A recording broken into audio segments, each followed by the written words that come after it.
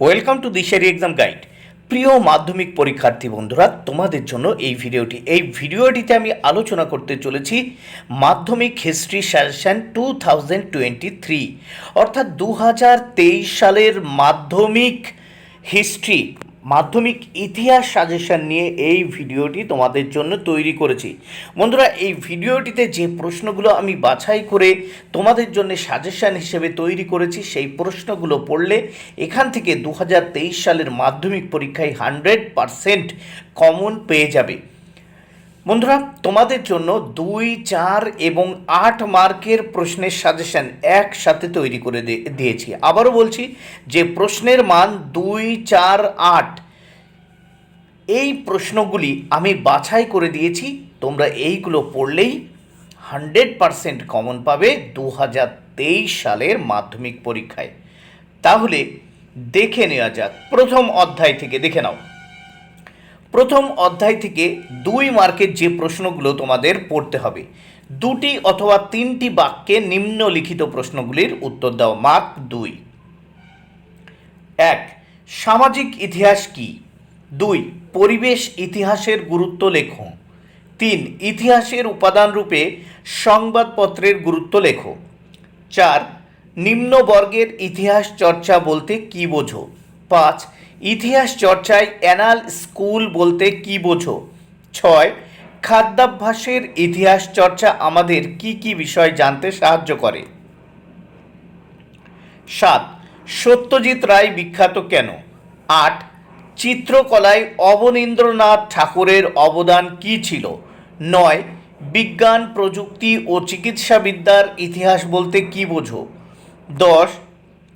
The second sex ইতিহাস গ্রন্থটির রচয়িতাকে? গ্রন্থটির আলোচ্য বিষয় কি? 11. আধুনিক ভারতের ইতিহাসের উপাদান রূপে ফটোগ্রাফের সীমাবদ্ধতা কি? 12. ব্রিটিশ সরকার কেন সোমপ্রকাশ সংবাদপত্রের প্রকাশ বন্ধ করে দেয়? বন্ধুরা, এগুলো কিন্তু 2 মার্কের প্রশ্ন। 13. খেলার ইতিহাসে 1911 খ্রিস্টাব্দ বিখ্যাত কেন? 14. স্থানীয় ইতিহাস বলতে কি বোঝো? 15. আঞ্চলিক ইতিহাস চর্চা গুরুত্বপূর্ণ কেন? 16. নীল বিদ্রোহের ক্ষেত্রে সোমপ্রকাশ কি ভূমিকা নিয়েছিল? বন্ধুরা, তাহলে প্রথম অধ্যায় থেকে 2 মার্কের ইম্পর্ট্যান্ট গুরুত্বপূর্ণ প্রশ্নগুলো দেখে নিলে, এবার দেখে নেব প্রথম অধ্যায় থেকে 4 মার্কের গুরুত্বপূর্ণ প্রশ্নগুলো। 7 বা 8টি বাক্যে নিম্নলিখিত প্রশ্নগুলির উত্তর দাও। 1. শিল্পচর্চার ইতিহাসের ক্ষেত্রে নাটক ও চলচ্চিত্রের বিবর্তনের কোন পরিচয় পাওয়া যায়? 2.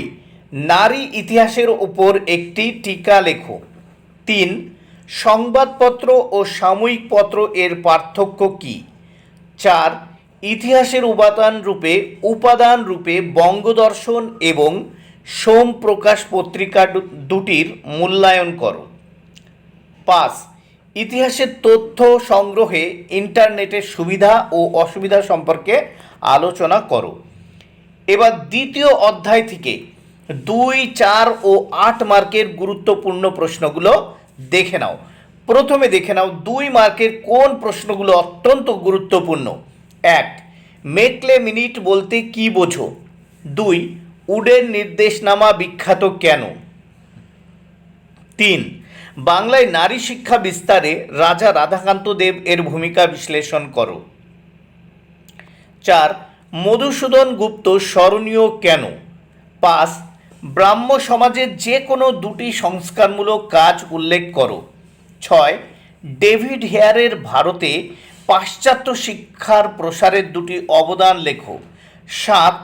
শ্রীরামপুর ত্রয়ী নামে কারা ও কেন পরিচিত ছিলেন? 8. নব্যবঙ্গ গোষ্ঠী কাদের বলা হতো? 9. সমাজ সংস্কারে নব্যবঙ্গদের ভূমিকা কী ছিল? 10. ভারতবর্ষীয় ব্রাহ্ম সমাজ বিভক্ত হলো কেন? 11. হাজী মোহাম্মদ মহসিন বিখ্যাত কেন? 12. লালন ফকির স্মরণীয় কেন? 13. স্বামী বিবেকানন্দের নব্য বেদান্তবাদ বলতে কি বোঝো? এবার 4 মার্কের যে প্রশ্নগুলো দ্বিতীয় অধ্যায় থেকে তোমরা পড়বে। এক, হুতম প্যাঁচার নকশা গ্রন্থের 19 শতকের বাংলার সমাজ কি প্রতিফলন লক্ষ্য করা যায়? হুতুম প্যাঁচার নকশা গ্রন্থে 19 শতকের বাংলার সমাজের কি প্রতিফলন লক্ষ্য করা যায়? 2 নম্বর প্রশ্ন, নীল দর্পণ নাটক থেকে 19 শতকের বাংলার সমাজের কিরূপ প্রতিফলন দেখা যায়? 3, মেকলে মিনিট সম্পর্কে আলোচনা করো সংক্ষেপে। 4, পাশ্চাত্য শিক্ষা বিস্তারে ডেভিড হেয়ারের উদ্যোগ সম্পর্কে সংক্ষেপে আলোচনা করো। 5, 19 শতকের নারী শিক্ষা বিস্তারে ড্রিঙ্ক ওয়াটার বিটন কী ভূমিকা গ্রহণ করেছিল? 6, ভারতে পাশ্চাত্য ও আধুনিক চিকিৎসাবিদ্যা চর্চার বিকাশে কলকাতা মেডিকেল কলেজের ভূমিকা আলোচনা করো। 7, স্বামী বিবেকানন্দের ধর্ম সংস্কারের আদর্শ ব্যাখ্যা করো। 8, শ্রীরামকৃষ্ণের সর্বধর্ম সমন্বয় আদর্শ তুলে ধরেন কিভাবে? শ্রীরামকৃষ্ণের সর্বধর্ম সমন্বয় আদর্শ কিভাবে তুলে ধরেন? 9, ব্রাহ্ম আন্দোলনে কেশবচন্দ্র সেনের অবদান সম্পর্কে লেখো। 10, নব্যবঙ্গ গোষ্ঠীর আন্দোলনের সীমাবদ্ধতা কী ছিল? এবার 8 মার্কের প্রশ্ন দ্বিতীয় অধ্যায় থেকে যেগুলো পড়ে নিতে হবে তোমাদের। 1, নীল দর্পণ নাটক থেকে 19 শতকের বাংলা সমাজ চিত্র বর্ণনা দাও। 2, শিক্ষা বিস্তারে প্রাচ্যবাদী ও পাশ্চাত্যবাদীর বিতর্ক কী? উচ্চশিক্ষার ক্ষেত্রে কলকাতা বিশ্ববিদ্যালয়ের ভূমিকা আলোচনা করো। 3, ভারতের নারী শিক্ষার প্রসারে ঈশ্বরচন্দ্র বিদ্যাসাগরের অবদান আলোচনা করো। 4, পাশ্চাত্য শিক্ষা বিস্তারে রাজা রামমোহন রায়ের উদ্যোগ সম্পর্কে আলোচনা করো। 5, 19 শতকের বাংলা সমাজ সংস্কার আন্দোলনের ব্রাহ্ম সমাজগুলির ভূমিকা কী ছিল? লেখো। তৃতীয় অধ্যায় থেকে 2, 4 ও 8 মার্কের যে প্রশ্নগুলো তোমাদের দেখে নিতে হবে, দেখে নাও। প্রথমে দেখো 2 মার্কের প্রশ্ন। 1, ঔপনিবেশিক অরণ্য আইনের উদ্দেশ্য কী ছিল? এরপর দেখো 2 মার্কের প্রশ্ন, চুয়াড় বিদ্রোহের 2টি প্রধান কারণ উল্লেখ করো। 3, কোল বিদ্রোহের প্রধান উদ্দেশ্য কী কী ছিল?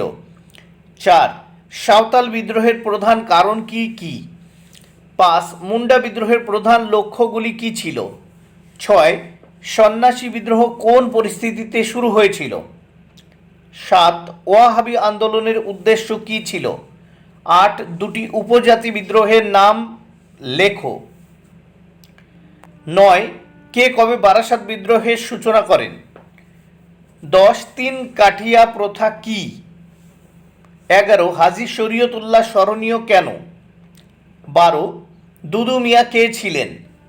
13, নীলকররা নীল চাষিদের উপর কিভাবে অত্যাচার করত তা সংক্ষেপে আলোচনা করো। 14, নীল বিদ্রোহে হরিশ্চন্দ্র মুখোপাধ্যায়ের ভূমিকা কিরূপ ছিল? এইবার এই অধ্যায় থেকে 7 ও 8টি বাক্যে যে কোনো 6টি প্রশ্নের উত্তর দিতে হবে। 4 মার্কের যে প্রশ্নগুলো পড়তে হবে। 1, বিদ্রোহ ও বিপ্লবের মধ্যে পার্থক্য কী?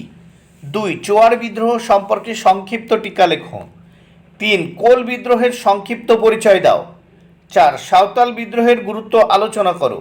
5, টিকা লেখো ভিল বিদ্রোহ। 6, সন্ন্যাসী ফকির বিদ্রোহের ব্যর্থতার কারণগুলি কী ছিল? 7, তিতুমির ও ওয়াহাবি আন্দোলন সম্পর্কে আলোচনা করো। 8, ফরাসি আন্দোলনে দুদু মিয়ার ভূমিকা আলোচনা করো। 9, পাবনা কৃষক বিদ্রোহ সম্পর্কে কি জানো?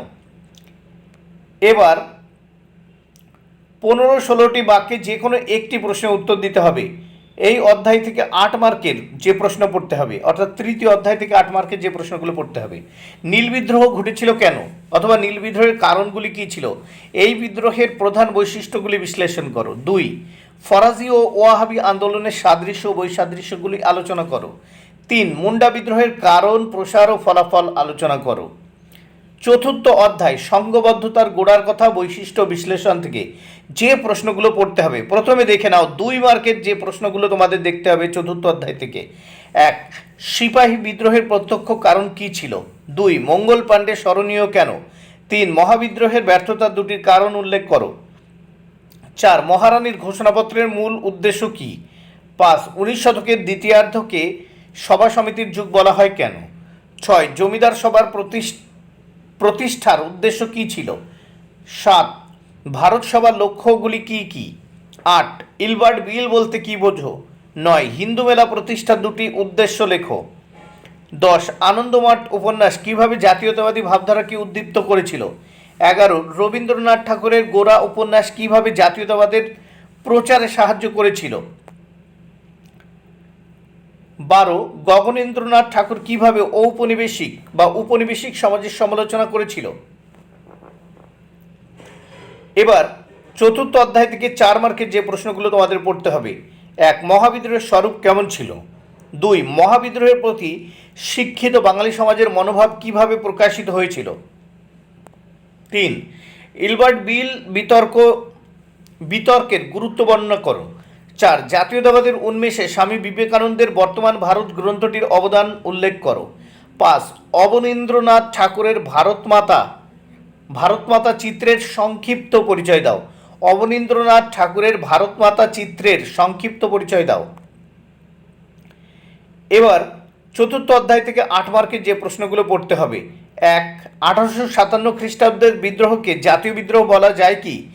2 জাতীয়তাবাদের বিকাশে ভারত সভার ভূমিকা আলোচনা করো। 3 সুরেন্দ্রনাথ বন্দ্যোপাধ্যায় কর্তৃক আয়োজিত সর্বভারতীয় জাতীয় সম্মেলনের গুরুত্ব বর্ণনা করো। পঞ্চম অধ্যায় থেকে যে প্রশ্নগুলো তোমাদের পড়ে নিতে হবে, প্রথমে দেখে নাও 2 মার্কের প্রশ্ন। 1 বাংলা ছাপাখানার বিকাশে পঞ্চানন কর্মকারের ভূমিকা কী ছিল? 2 শ্রীরামপুর ত্রয়ী বিখ্যাত কেন? 3 ছাপা বইয়ের সঙ্গে শিক্ষা বিস্তারের দুটি সম্বন্ধ লেখো। 4 প্রথম সচিত্র বাংলা বই কোনটি? এই বই এর চিত্রগুলি কে এঁকেছিলেন? 5 বাংলা মুদ্রণের ইতিহাসে বটতলা প্রকাশনার গুরুত্ব কী? 6 সংস্কৃত যন্ত্র কে এবং কবে স্থাপন করেছিলেন? 7 Indian association for the cultivation of science প্রতিষ্ঠার প্রধান উদ্দেশ্য কী ছিল? 8 গোলদিঘির গোলামখানা কাকে কেন বলা হয়? 9 বসু বিজ্ঞান মন্দির প্রতিষ্ঠার প্রধান উদ্দেশ্য লেখো। 10 শ্রীনিকেতন কী উদ্দেশ্যে প্রতিষ্ঠিত হয়? 11 জাতীয় শিক্ষা পরিষদ প্রতিষ্ঠার উদ্দেশ্য কী ছিল? 12 বিশ্বভারতী প্রতিষ্ঠার উদ্দেশ্য কী ছিল? 13 জাতীয় শিক্ষা ব্যবস্থায় ডন সোসাইটির ভূমিকা কী ছিল? এবার 4 মার্কের যে প্রশ্নগুলো দেখতে হবে এই অধ্যায় থেকে। 1 উইলিয়াম কেরি বাংলার মুদ্রণ শিল্পে বিখ্যাত কেন? 2 বাংলার ছাপাখানার বিকাশে উপেন্দ্র কিশোর রায়চৌধুরীর ভূমিকা আলোচনা করো। 3 কারিগরি শিক্ষার বিকাশে বাংলায় বেঙ্গল কেমিক্যাল ইনস্টিটিউট এর ভূমিকা কী ছিল? 4 বিশ্বভারতী প্রতিষ্ঠার ক্ষেত্রে রবীন্দ্রনাথ ঠাকুরের শিক্ষা চিন্তার পরিচয় দাও। এবার 8 মার্কের যে প্রশ্নগুলো এই ষষ্ঠ অধ্যায় থেকে পড়ে নিতে হবে। মানুষ প্রকৃতি ও শিক্ষার সমন্বয় হিসেবে রবীন্দ্রনাথ ঠাকুরের শিক্ষা চিন্তার পরিচয় দাও। বন্ধুরা পঞ্চম অধ্যায়। 2 জগদীশচন্দ্র বসু ও প্রফুল্লচন্দ্র রায় কেন বিজ্ঞান গবেষণা পথিকৃৎ হিসেবে আলোচিত হয়? 3 বিজ্ঞান চর্চায় বসু বিজ্ঞান মন্দির ও কলকাতা বিজ্ঞান কলেজের অবদান উল্লেখ করো। এবার ষষ্ঠ অধ্যায় থেকে যে প্রশ্নগুলো তোমাদের পড়ে নিতে হবে। ষষ্ঠ অধ্যায় দেখে নাও 20 শতকের ভারতে কৃষক শ্রমিক ও বামপন্থী আন্দোলন বৈশিষ্ট্য পর্যালোচনা থেকে 2 মার্কের প্রথম যে প্রশ্নগুলো তোমাদের দেখতে হবে। 1 তিন কাঠিয়া প্রথা বলতে কী বোঝো? 2 মোপলা বিদ্রোহ কেন হয়েছিল? 3 একা আন্দোলন শুরু হয় কেন? 4 বারদৌলি সত্যাগ্রহ আন্দোলন কেন শুরু হয়? 5 চৌরি চৌরা ঘটনাটির গুরুত্ব কী ছিল? 6 তাম্রলিপ্ত জাতীয় সরকার কি কি উদ্যোগ নিয়েছিল? 7 ওয়ার্কার্স অ্যান্ড প্রেজেন্টস পার্টি কেন গঠিত হয়েছিল? 8 নিখিল ভারত ট্রেড ইউনিয়ন কংগ্রেস কি উদ্দেশ্য প্রতিষ্ঠিত হয়েছিল? 9 মিরাট ষড়যন্ত্র মামলায় অভিযুক্ত কয়েকজন কমিউনিস্ট নেতার নাম লেখো। 10 ভারত ছাড়ো আন্দোলনের শ্রমিক শ্রেণী পিছিয়ে ছিল কেন? 11 ত্রিপুরী কংগ্রেসের গুরুত্ব কী ছিল? এবার এই ষষ্ঠ অধ্যায় থেকে 7-8টি বাক্য উত্তর দাও। 4 মার্কের যে প্রশ্নগুলো পড়তে হবে। 1 বঙ্গভঙ্গ বিরোধী আন্দোলনের প্রতি কৃষক শ্রেণীর আগ্রহ ছিল না কেন? 2 অসহযোগ আন্দোলনে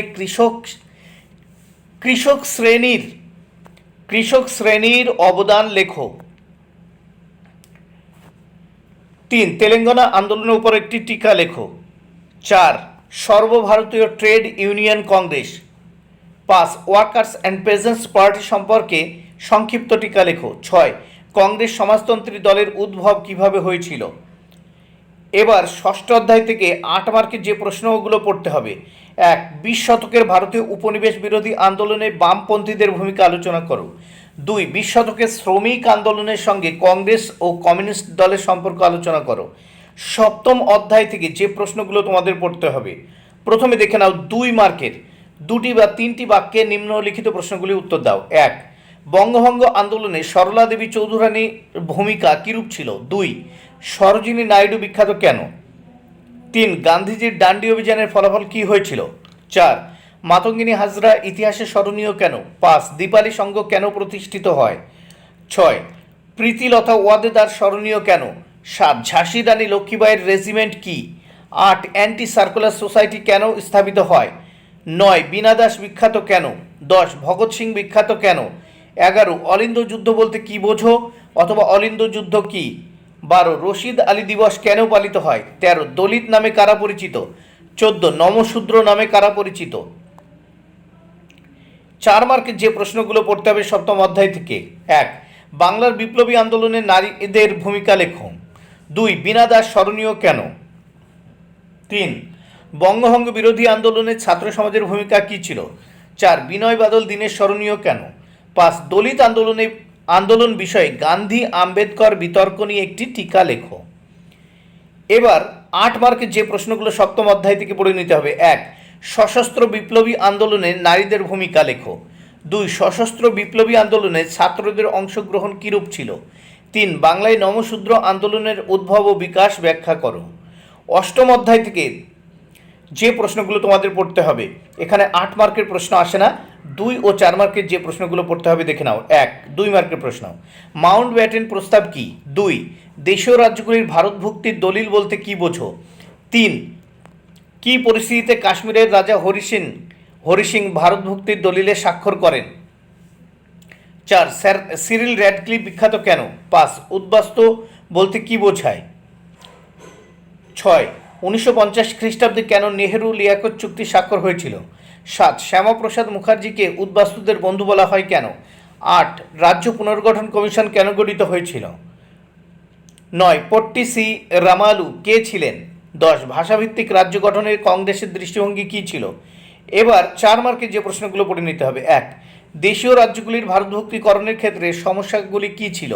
2, দেশীয় রাজ্যের অন্তর্ভুক্তিকরণের ক্ষেত্রে জুনাগড়, হায়দ্রাবাদ ও কাশ্মীর রাজ্য কীভাবে সমস্যার কারণ হয়ে দাঁড়ায় তা বিশ্লেষণ করো। 3, হায়দ্রাবাদ রাজ্যটি কীভাবে ভারতভুক্ত হয়েছিল? 4, উদ্বাস্তু সমস্যার সমাধানে ভারত সরকারের উদ্যোগ বিশ্লেষণ করো। 5, স্মৃতিকথা ও আত্মজীবনীতে দেশভাগের ইতিহাসের কোন দিকগুলি বিশেষভাবে স্থান পেয়েছে? 6, রাজ্য পুনর্গঠন কমিশন সম্পর্কে কি জানো? 8, স্বাধীনতার পর ভাষার ভিত্তিতে ভারত কিভাবে পুনর্গঠিত হয়েছিল? বন্ধুরা, ভিডিওটি ভালো লাগলে অবশ্যই লাইক, কমেন্ট ও শেয়ার করো। Thank you very much. Keep watching my channel and my video.